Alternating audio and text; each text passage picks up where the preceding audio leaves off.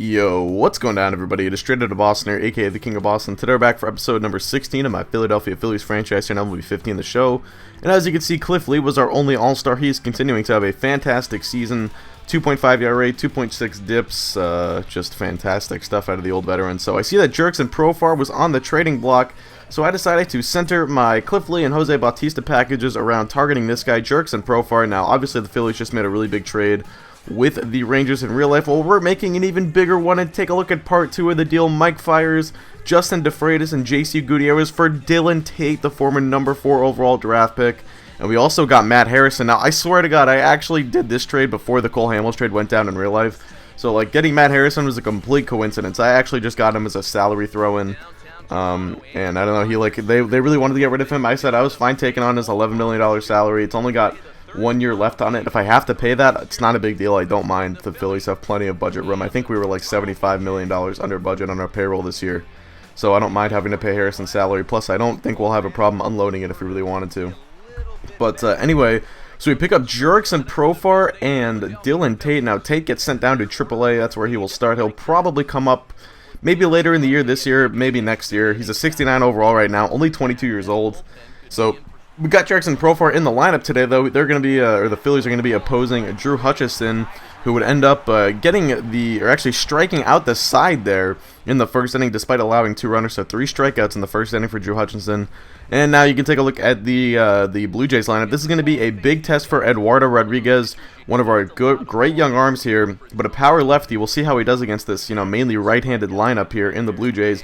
And that's a good start. He gets Edwin Encarnacion to strike out there. Could not hold his swing up, but it might have been a called strike through anyway on the up and in fastball. So we're 3-1 now. Jerks and Profar at the dish here, 2-2 in the top of the second. And Profar is going to rip one into left center field. That's going to get down, and it will go all the way to the wall. Jerks and Profar, who came into this game hitting just 180 on the season, and that included his time in Texas, is off to a good start. He's got a 2-out double here in the bottom of the second, or the top of the second. J.P. Crawford up next, 2-1 count.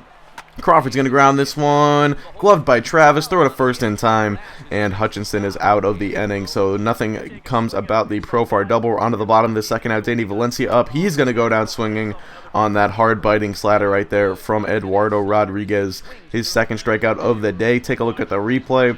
Jamming Danny Valencia right there, could not do anything with that pitch. Now still bottom second, 2-2 counter Chris Colabello, and he's going to go down swinging, this time on the changeup, so we've gotten strikeouts on the fastball, slider, and changeup so far. And Rodriguez would actually strike out, I think, like 4 batters in a row at some point in those first couple of innings. He was really dealing early on. Dom Brown gets hit here, so that's going to put runners on first and second. As you can see, this slider just runs in on Brown and ends up getting him right on the knee right there. Looks like front knee. So 2 guys on now with 1 man out for Michael Franco. He's going to go down swinging on the fastball. Hutchinson picks up another strikeout. That was his 4th or 5th by this point in the game. So 2 down now for Cody Ashe up next. Full count, runners off. Ashe's going to fly one to left. The left fielder over to make the play right on the warning track. That will be the 3rd out of the inning, and we are headed to the bottom of the 3rd now. We're going to skip to the top of the 4th. Peter O'Brien leading things off, 3-2 count, and O'Brien's going to strike out swinging. But notice Hutchison's pitch count. That's pitch number 71, and it's just the 1st out of the 4th inning. So we really did a good job working Hutchinson's pitch count early in the early innings. Getting some runners on, working good counts. We had a couple of walks.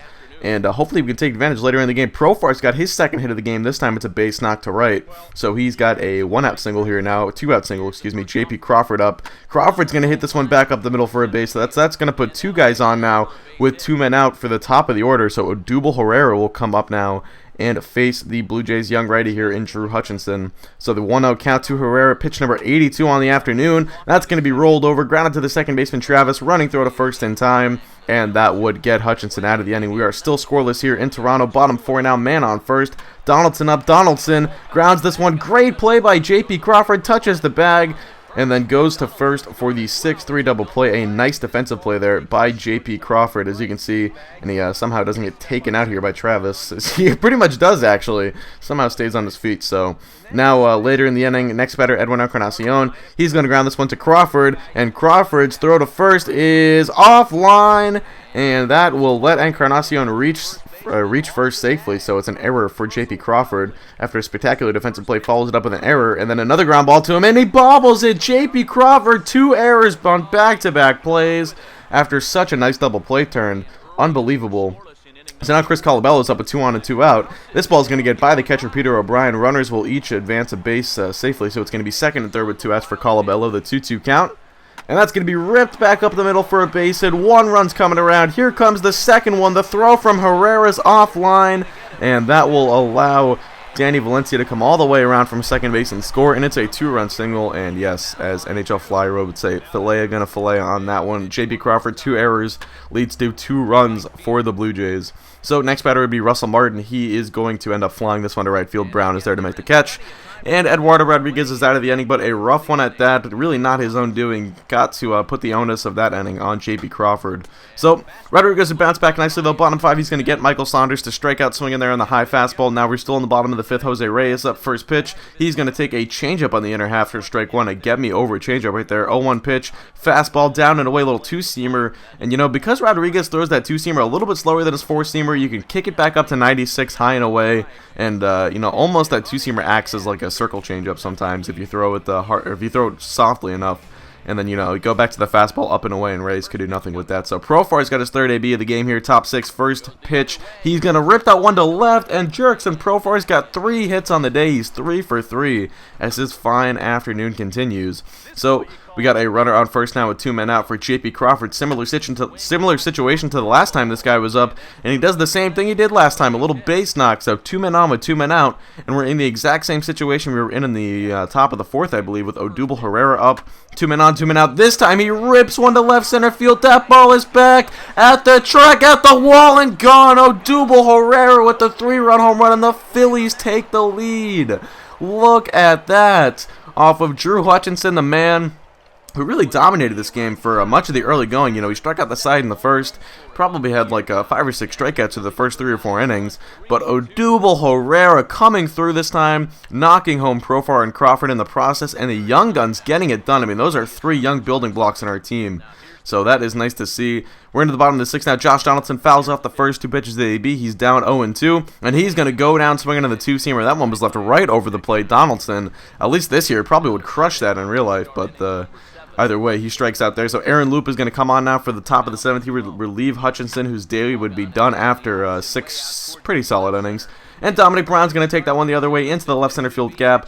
He will get into second base with a leadoff double here in the top of the 7th. And Dom Brown is hitting about 70 points higher on the road than at home this season, curiously enough. So he's been really good on the road, and you are seeing it right there. So 2 batters later, Darren Ruff's going to come on and pinch for Cody Ashe to face the left-handed Loop, and he's going to make him pay. Ruff with the base hit back up the middle. That would drive home Brown from third. He got up there on a sacrifice fly.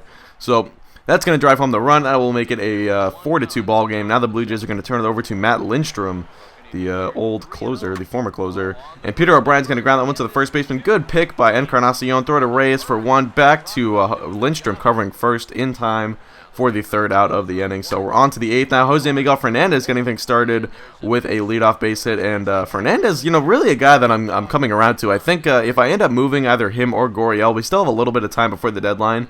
And I'm thinking I might move 1 infielder as Profar gets his 4th hit of the day. Jerickson Profar 4 for 4. But I think I'd keep Miguel Fernandez over Goriel just because Fernandez, you know, his OBP is consistently 100 points higher than his batting average, and he hits, you know, 270. I think last year he hit about 280. So he's a really good OBP guy. And I think he would be very useful for us going forward.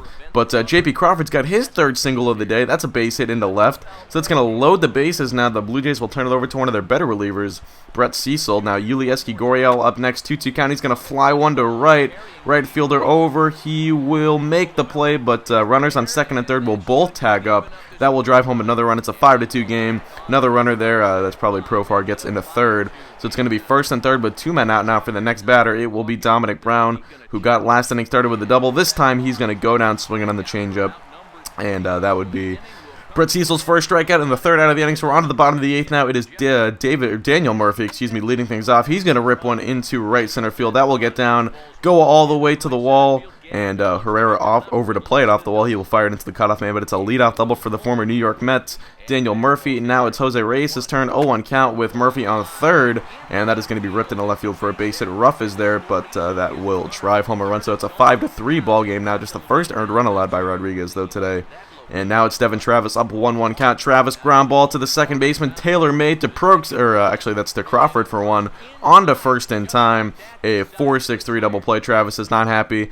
That would do it for Eduardo Rodriguez. His day would be done after just 89 pitches, but we turn it over to our closer. Ken Giles is having a fantastic year, 1.8 ERA, and he came in and just dominated. 2 fastballs right there, best Encarnacion, and then the 0-2 pitch is a slider off the plate, and Encarnacion chases that one for out number 2. Now Giles has Valencia behind 0-1. He's going to paint a fastball in the under half. Valencia rolls it over to Profar playing third. Throw it first in time, and the Phillies win, or should I say the Phileo win, as we pick up a 5-3 victory here in Toronto, and we take the series. So we beat the Toronto, who I think is either in 4th or 5th place in the AL East. They're not having a good year this year. In my franchise at least, of course, having a pretty solid season in real life. But anyway, taking a series on the road like that, pretty solid. And I think we improved to 51-50, I want to say, is probably a record after this game. So still hanging around, even though, we decided to make that big trade, which is sort of a seller's trade, when we traded Mike Fiers. And I guess I didn't really explain that, why would I trade Mike Fiers? I signed him to a 2-year contract, and he was having such a good year. I pretty much was just capitalizing and maximizing his value. I didn't think it was ever going to be higher than it was. Like, he bumped an overall point to 80, and his potential went up to B. Just thinking, all right, let me get as much value for him as I can right now. And I was able to do that. And then, I got rid of DeFreitas and Gutierrez because those were relievers with not a lot of service time left. I think Gutierrez was a free agent after this year, and DeFreitas would have been a free agent after next year. So, capitalized on those guys' values while I could, and we got 2 really good prospects for them. So, anyway, that is going to do it. I hope you guys did enjoy. Thanks for watching, and I'm out. Peace.